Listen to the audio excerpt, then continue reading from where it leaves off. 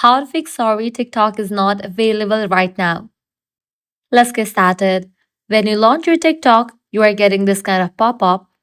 Now, how to fix it? For that, what you have to do is you have to use VPN. For the many countries, TikTok has been banned, so using VPN can be a solution. Launch your app store. In the search box, type in VPN. With that, different VPN option will appear. You can navigate to this one as this is the free one. Once you download it, launch it. Now click on this option. Then click on this option of fastest location and select any of the country in which TikTok is available right now. Once you are connected to the country, you can launch your TikTok and it should work.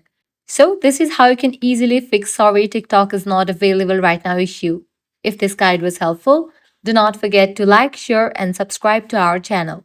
Thanks for watching.